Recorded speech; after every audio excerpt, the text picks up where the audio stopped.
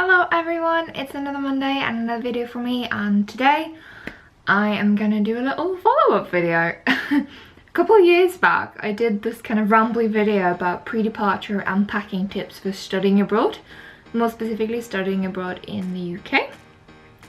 And today I thought I would do an updated version which is just about packing. So I'm not gonna tell you exactly what to bring, but you can find packing lists online if you just Google it.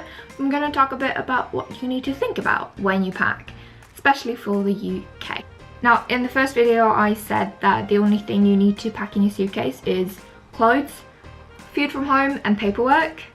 That is all you need. You might want to bring a few photos, you might want to bring your favourite book, you might want to bring, you know, little bits and bobs that make you feel like home.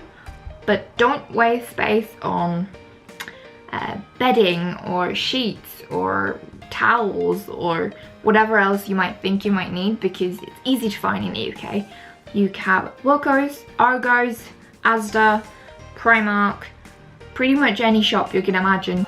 So you will be able to find kind of housing items. It's way more important and way more useful and often cheaper in the long run for you to just bring the clothes you might need from home, instead of having to buy that. Because, and I used the same example I used in the first video, it will be cheaper to buy a spatula than a new pair of jeans. First of all, you may have heard that the UK is a rainy, windy place, which is true at times. How much you want to think about this while you're packing depends on where you're going.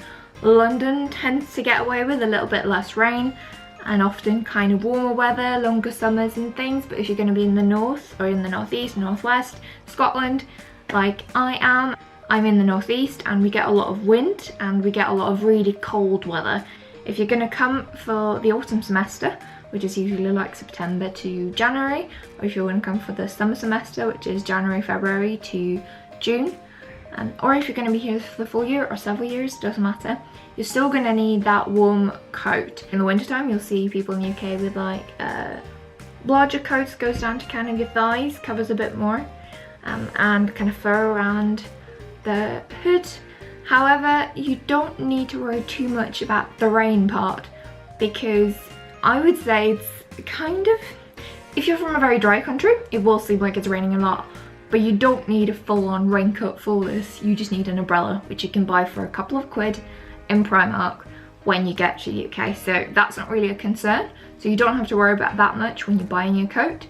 And I'd also say maybe consider buying the coat once you get to the UK, because the first year I was in the UK, it was really, really warm and I didn't really need a coat in the winter time. But then the other years have been a bit more normal, which means that it's been a lot colder and I needed to buy a winter coat. Also, in terms of rain, you will see that they talk about wellies and rain boots and blah blah blah. British people don't really wear rain boots or wellies. When I first came to the UK, I brought my pink wellies with me and I didn't use them a single time my entire first year in uni. You don't really need them. Instead, just be prepared to have maybe some boots. In winter time you'll buy like leather looking or faux leather boots that kind of go to your ankle. On guys and on girls, they go for kind of the ankle high boot thing, which usually, at least the winter ones, would be waterproof, so that will sort you for that. Or if, you wear a lot of trainers, a lot of Converse, a lot of Vans, a lot of Adidas, a lot of Nike, or a lot of plimsolls, which are kind of, they look a bit like Converse. It's basically just a kind of a fabric based shoe, and those are going to get wet, but just bring extra socks, so be prepared to change them or have some boots to change and you're going to be fine. In terms of general clothing, I would say that people in the UK, they dress like people elsewhere in Europe, and if you go to any other shops you can buy pretty much whatever you want because they have a bit of everything. However, in general, I would say jeans is a safe bet, or dark denim, always a safe bet. And you want jumpers and cardigans and t-shirts and tops that you can layer. And if you're from a country that's very hot, you might not have a lot of clothes that are based for layering. But if you go to Primark or H&M or New Look or any of these shops, you can buy a tank top and then a cardigan to put on the tank top. Or you can buy like a long sleeve top or long sleeved shirt, and you can buy a cardigan to put on top of that, or another jumper to put on top of that. And that means that if the weather changes, and believe me, it will, If you go out in the morning, it can be sunny, it can be warm. You might feel you don't need your coat or you don't need your cardigan, but then in the evening it's freezing and it's pouring out with rain. So you're gonna need just items of clothing that you can layer.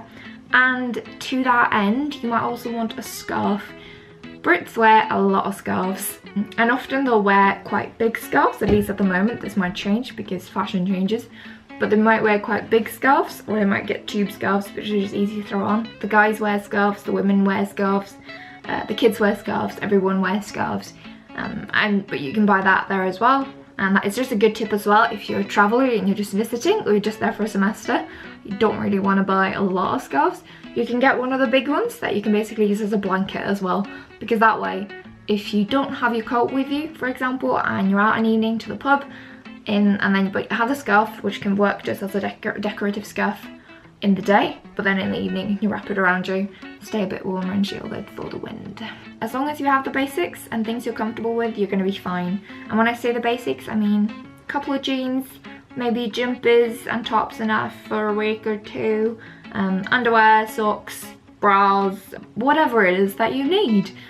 And if you have that, you're sorted. I'd also say if you're a girl, don't worry about bringing more than one pair of heels, because there are many occasions you might not want to wear heels. Guys, bring maybe one nicer pair of shoes, that's all you need.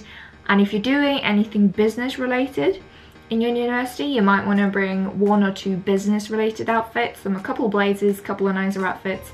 And then if you're looking to go out a lot, know that in the UK, they often dress up a lot for a night out on the town. So don't be surprised if you see that. Other than the tips about layering, I'd say if you're going to study abroad in the UK, a general tip is to bring a backpack. That's because you're going to want to do day trips all around the UK, and a shoulder bag or a cross shoulder bag is fine. But a backpack, you can have books in it, you can have your camera, you can have your water, your lunch, your meal deal.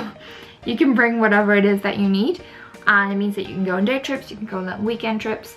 That's just a brilliant thing, and everything's very accessible by train, which is National Rail, by the way, top tip.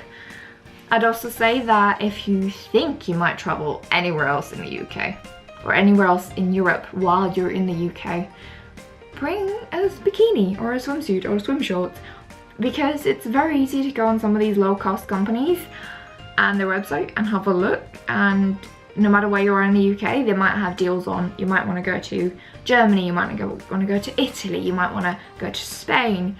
And if you're already in the UK and you're from somewhere far away like Canada, the US, Australia, or if you're from some of the Northern European countries or from a small town anywhere where it might be more difficult to get to these places in Central Europe, you're going to want to have a little bit of cash saved up so you can go on those trips. And then it's just nice to have a bikini already. And also you might be lucky. The weather might be amazing and you might want to go for a swim on the coastline, or you might want to go, I don't know, wakeboarding or surfing or whatever it is that you're interested in. So that's just also a nice thing to bring from home. Even if you don't think you're going to use it, might as well bring your favourite from home and have it with you, because it doesn't take up a lot of space. I will also say that, and this is especially for the Scandinavians listening, we have a tendency in Scandinavia to wear workout clothes everywhere. Workout clothes meaning tights, like leggings and, you know, tight tops and workout fabrics, and proper jogger sneakers or trainers everywhere. In the UK, workout clothes is for workouts only. They will not be, well, they won't be unhappy, but they will look at you a bit strangely if you wear workout clothes to, like, going shopping, or workout clothes to a lecture, for example. Now, admittedly, I have worn workout clothes to a lecture before, but it's not very common. In the UK, students will often not dress up, but they will dress quite nicely. So they will have jeans and, you know, a decent pair of shoes and a nice little jacket on and things. Think of it this way. Anything that is as comfortable as a pyjama or pajamas, you shouldn't be wearing that in your lectures. You can, but be prepared that you might stand out a little bit. But not everyone minds that. If you're worried about going to studying abroad and worrying about fitting in terms of clothing, you shouldn't be, because people in the UK, they wear very varied clothes, lots of different styles, and it is possible to find cheaper alternatives in the UK if you do want to buy stuff to kind of adapt to it. But it is also a very multicultural society, and it's a society that's very internationally orientated, and it's quite normal to hear all sorts of languages around you and see all sorts of different fashions and all sorts of different cultural influences. I hope this wasn't too rambly because I didn't really plan it. I just wanted to make a follow-up video, and I know that you guys have reacted really positively to the video I did a couple of years ago. But I'm gonna leave it open, so if you have any specific questions, please feel free and ask. I don't know if I mentioned this at the beginning of the video, but I have lived in the UK for over 3 years, and I am a Norwegian person who went as a study abroad student, as an international student, and studied media, culture and communication, and I had the best time. But I have probably been through the best and the worst of what you can experience as you're studying abroad, so please feel free to ask any questions down below. And if you like this video, please like and subscribe, and then I will see you next Monday, or the Monday after that, we'll see.